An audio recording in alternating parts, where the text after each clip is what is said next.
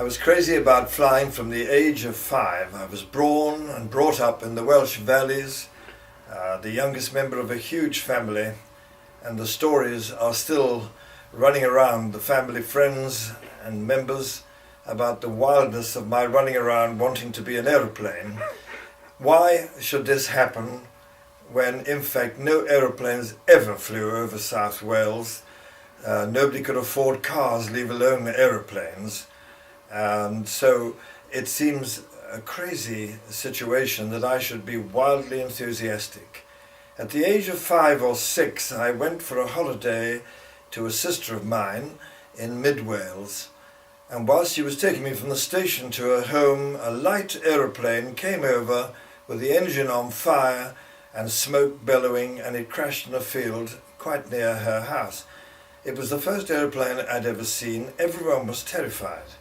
But for me, it was the biggest thrill of all, and I cried and screamed until they took me to look over the hedge at this crumbling mass of wreckage and a St. John's ambulance and funny men carrying a stretcher away, and that did nothing to deter me.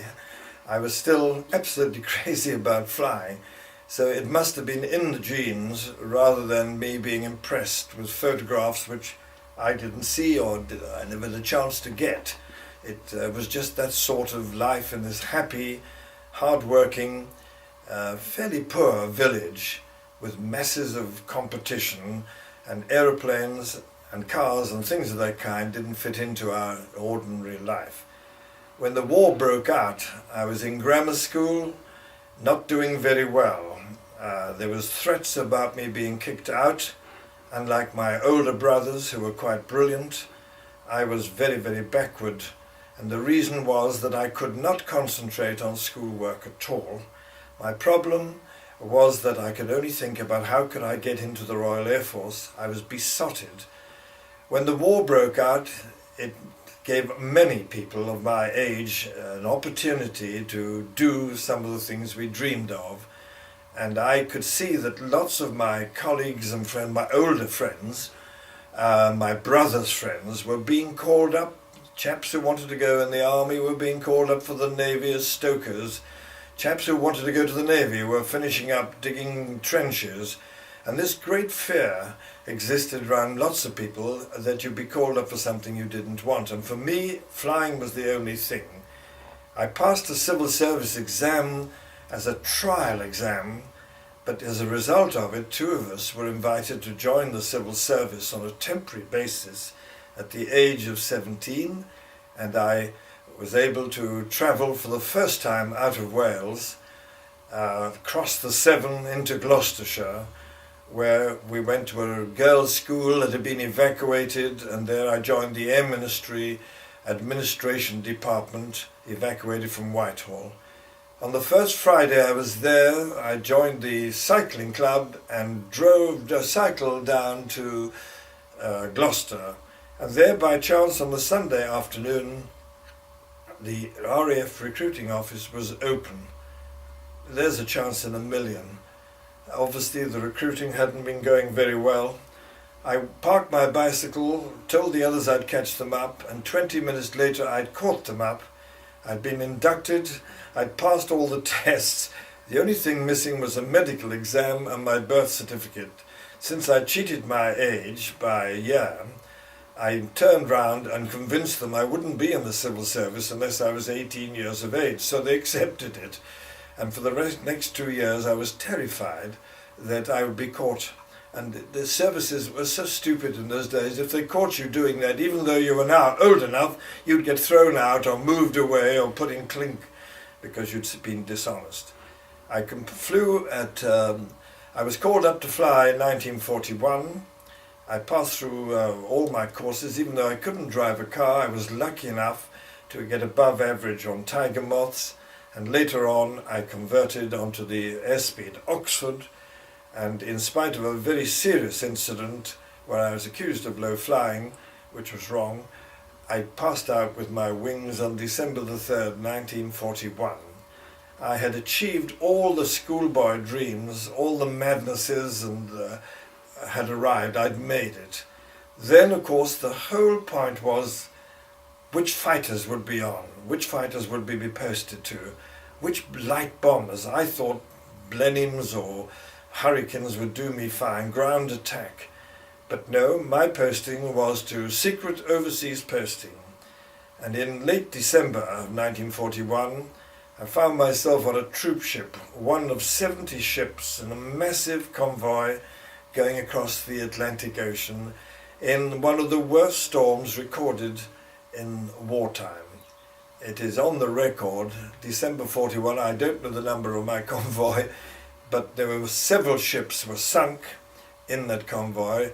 You could see smoke and coming from one or two other ships that had been attacked but not sunk, and so it was a hair-raising time.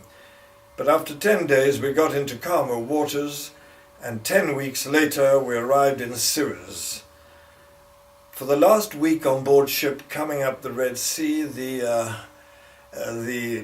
authorities had been telling us that now they could they could divulge what the purpose of our mission was.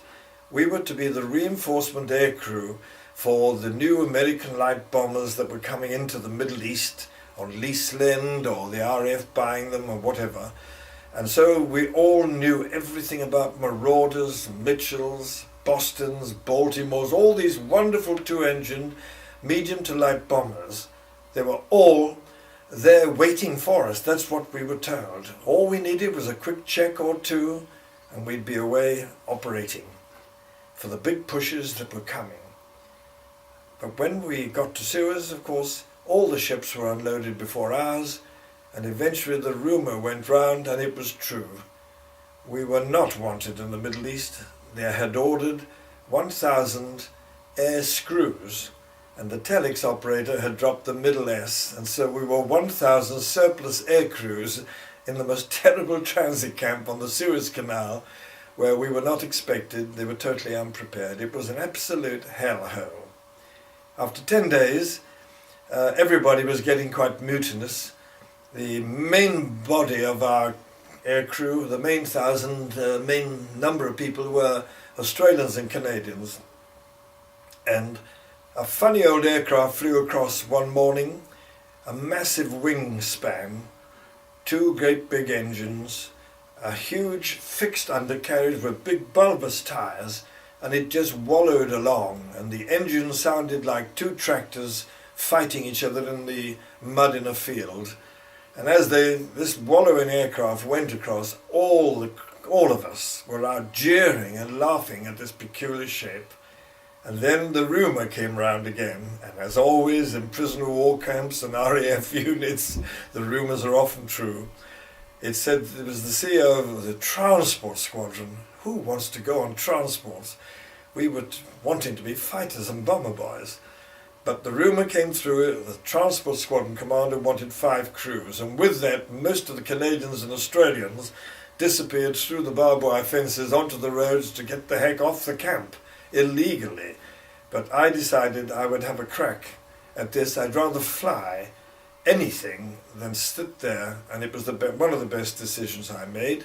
I was selected, and an hour later I was in this same wallowing old Bristol Bombay.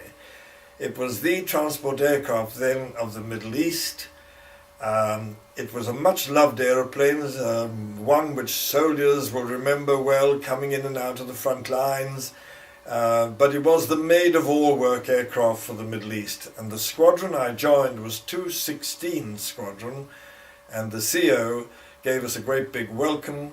And as young sergeant pilots, for many months, we were looked at with dismay, because we looked about 15, and all these other pilots and navigators were grown-up, very experienced, very mature crews who'd been out in the Middle East for something like 4 to 6 years, and were almost ready to go home when the war stopped their return to England.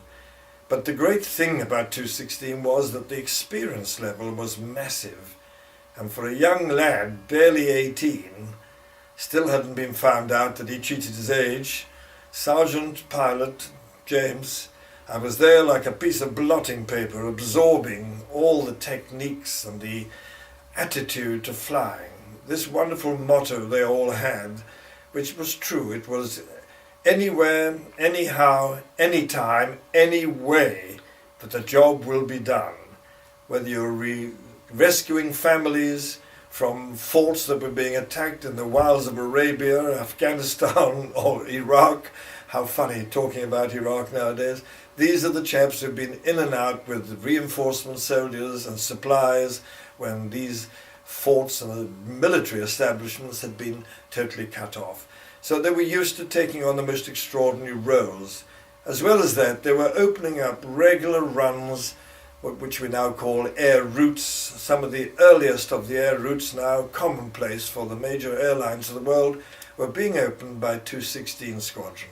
The route to India, down the Persian Gulf, the route down through Africa to West Africa, all those little airstrips that had been cut out of the jungle, it was small detachments from 216 that had done it. So there's your experience, you know. No sophisticated radios or navigation systems, bare basic chart navigation and expertise in the handling of aircraft in the most extraordinary weathers, tropical, sandstorms and so on. So I can only praise the squadron and say again how very, very lucky I was to join.